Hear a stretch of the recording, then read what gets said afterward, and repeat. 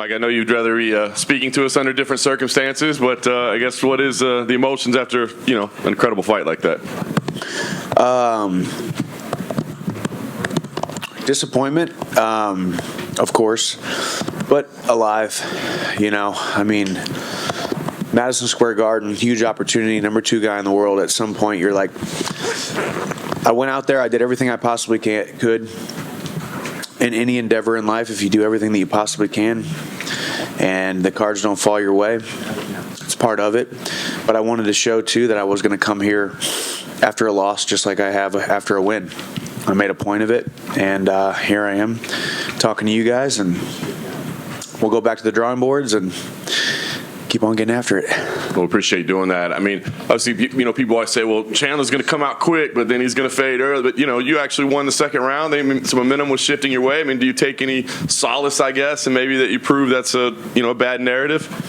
Yeah, I do. But then you start to think, well, shoot, that makes it even worse, So, because I was. And, I think it's just, man, this is such a game of inches. That's why y'all love it. That's why everybody in that arena was blowing off the roof tonight. This is just such a beautiful sport, and the UFC does it the best. And these platforms that we get, the opportunities that we have, I'm going to live on forever, But one more sleep, I get to go home and be dad and husband for a little while, and it's going to be fun. You didn't have to go to the hospital, right? I mean, you're here. I didn't. Healthy as an ox, baby. Nice. You guys did share some words afterwards. Kind of a weird build-up, sometimes nice, sometimes bad. I guess what was said afterwards, did you guys put everything behind? Yeah, I'm not going to say what was said because I'm not here to talk about, put that out there. It's between he and I. I did go over there to be a man of my word. I said win, lose, or draw. I would shake his hand and be respectful after, and something was said, and I didn't really like it, so we're still friends. / enemies / whatever we are. We're not really sure what we are. So he said something in the moment that kind of upset you. It wasn't as graceful in victory as I would have been, or I would have liked. Yeah. But don't have expectations of other people. They'll always just let you down. Last thing for me, I know right now all you want is probably some family time, right? But do you think about where you go? Because it's like, okay, maybe this slows down a title run right now, but clearly you've shown that you can be in there with anybody in the division. It's going to be an exciting fight. So, where do you see the trajectory from here? Yeah, it's true. I think I've just come in and earned my spot as the guy who was willing to say yes to every single very, very tough opponent. Look at my strength of the schedule. My first 5 fights in the UFC.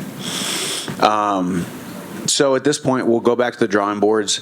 There's no, there's no secret. There's no doubt that I'm not one of the guys who can put butts in seats for sure. Still got one dude on my mind. So we'll see. We'll see what happens. Mike, to your right, to your far right, what do you do, like following up sort of on what you were just saying to John, what do you do right now? You're 2-3. You fought 5 of the best guys in the world. Do you have to change your style a little bit, do you think, or is this the way the coin flips when you're fighting the best? It's a good question. It takes time in any endeavor to really see the fruits of your labor in action, and I think mixed martial arts is one of those. I think I've worked on defense. I think you saw that shades of it tonight. I've worked on wrestling more. I think you saw shades of that. I've worked on footwork and angles and covering up and different things. You saw shades of that. You guys get to see 15 minutes of 15 weeks of each training camp compiled on top of each other, and you just hope that it's able to come out.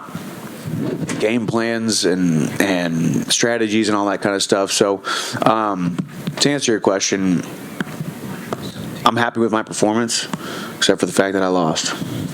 You have always had that optimism that you're going to get back up to the top. But is this the part of the sport that sucks? You look at what happened to Izzy in the main event. Carla, is a 2-time champion, and she gets submitted like that. Is this the hard part to accept of the sport, that you can be the absolute best in the world and still may not win? Yeah. But this is just a manifestation of. It's a metaphor for life. This is what life is, though. And we get to do it in front of millions of people, and we get to be put on a platform, and it's happiness, and it's pain, and it's turmoil, and it's the ups and the downs all rolled into one. And I've said it since the beginning. At the very end of it, my God still loves me, my family still loves me, and I still love me, and that's where I'm at. And we live to fight another day, and we recalibrate and see. Mike's over here, right here in the corner. You said at Media Day that fighting in Madison Square Garden, the crowd makes you kind of want to fight a certain way regardless of the game plan. Did you kind of fall into that again after that first round? I don't know. I have to go back and watch the fight, honestly. Couldn't hear my coaches again. Dadgum, man. I'm probably never fighting here again. All right, Chris, tell the brass I'm never fighting here again, all right? Third time. I'm 0-3 here. 2 other times I left in an ambulance. So, no, I'm just joking. New York City is a very great city. Madison Square Garden is ridiculous. But, yeah, I mean, it's just that's what you want. Like I've said, that is a blessing and the curse. The biggest stage possible, the brightest lights possible, the biggest promotion possible, the number 2 guy in the world, the highest stakes, title implications, all of that. And all that was shattered when I lost. So.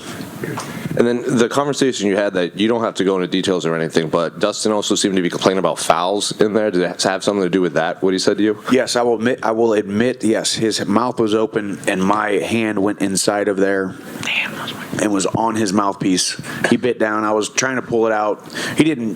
It wasn't as though I was trying to pull it out and he was biting it and I couldn't get it out. It was more just the angle. I mean, you're getting pushed up against the cage. I mean, it's just, and then there was, I think that was, and then the other thing was when Dan Murgulata was saying I was hitting him in the back of the head. I don't know. I'll have to go back and watch it, to be honest with you. But I know I was catching his ear, or at least in my mind, I was catching his ear. So we had that kind of conversation. So y'all know I ain't a cheater. I love this game. I don't cheat. When you were on top, the camera kind of panned in. It looked like you blew your nose on him with all the blood. Is that what happened? I gotta rocket up my nose right now, trying to keep it stopping from bleeding. I mean, it was, if I wanted to breathe, that blood needed to come out. So I mean, it wasn't a malicious weird thing, but it was definitely like, hey man, sorry you're down there, but I didn't create gravity. I did.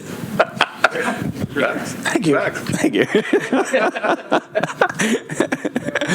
Exactly. Mike, just one quick one. You said there's still one guy on your mind. Is it safe to assume that's Conor McGregor? Of course, man. I think at this point,